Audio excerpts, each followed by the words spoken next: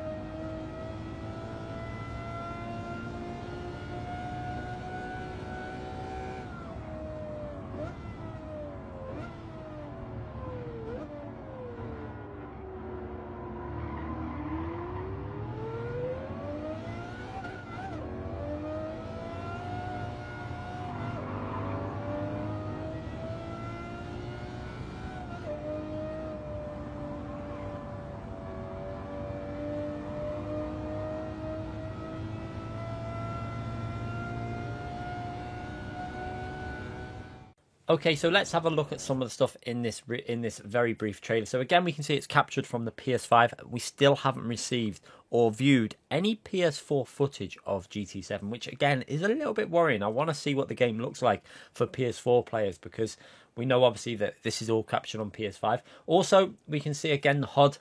There is no real change in the HUD layout, apart from the percent chance of rain in that bottom left-hand corner, which is the only real change that we've seen so far on the HUD. So again, radar is going to be in that pointless position as usual. So again, as we play on the lap at Deep Forest here now, we can see again we've got a couple of cars confirmed in this video. I think one right at the front there, which you can just about make out in the very distance, is the Alfa 8C. As we go through, you can just see it up there in the distance, the Alfa 8C. So yeah, there is a couple of things. There isn't. Someone said about another car. I'm going to show you in a bit. I'm not convinced by it being this car, but I don't know. Look in the distance there. Someone said that's the Celine.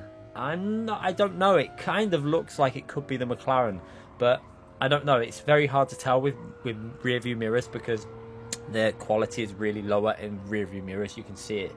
They definitely lower the quality a little bit, and we've obviously zoomed in.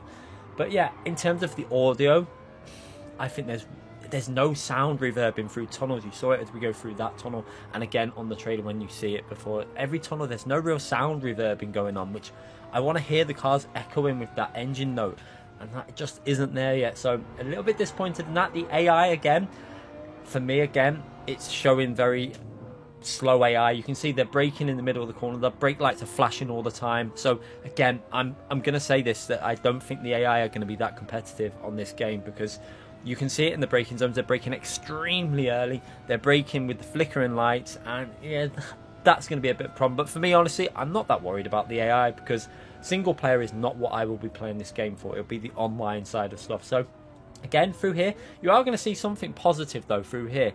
Now, it could be that this is the AI driving or something, but look at the inputs on the throttle. It looks very smooth all the way up to 100%, which makes me think that we could be getting a better curve, the linear curve on the acceleration, and obviously hopefully the braking as well. So that is a positive definitely that could be coming out of it. It seemed a lot more smooth from 50 to 100%. Now that is obviously a little bit more difficult on GT Sport, so getting that traction down could be a little bit easier on GT7. So there is signs of some improvements in this trailer, but yeah, overall I'm not blown away by this very brief trailer we've received of this. It looks all right. I'm going to say it looks like a shinier version of GT Sport to me. It doesn't look like huge improvements, even in the physics of the cars. I know it's hard to tell that by just watching something, but I've played that much GT Sport that it does look very similar to GT Sport. So we'll have to wait and see when we get our hands obviously on the game in March what sort of improvements they have made. But the lighting definitely looks a lot better, I will say that, obviously with the dynamic approach to the time of day and hopefully the dynamic weather, which is going to hopefully be on a lot of tracks. I hope it won't just be like a third of the tracks. I want this dynamic weather to be on at least 70% of the tracks. Now whether it will be is another thing, but if it is, there's going to be definite physics changes with that, with the dynamic weather, temperature change, time of day change. So yeah, overall not really blown away by this lap at Deep Forest. You also saw the change of layout on the track. You might have spotted that at the end of the lap with the hairpin. A definite change of layout. And is it better, is it worse? I think it's going to be better for racing, but not necessarily better for if you're doing a hot lap. For me, I would probably pick this version purely because I think the racing might be a bit better. But we'll see. You don't know. I think there's more overtaking opportunities on this layout than the previous layout, and I can see why they've made the changes, but it would have been nice to have both layouts in the game. They might have both layouts, but I very much doubt it.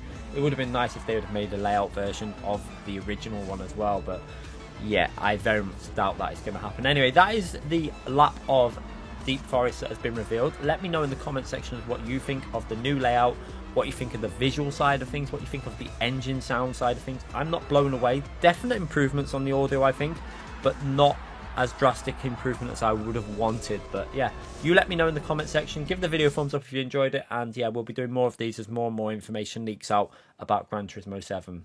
Thanks again, everyone.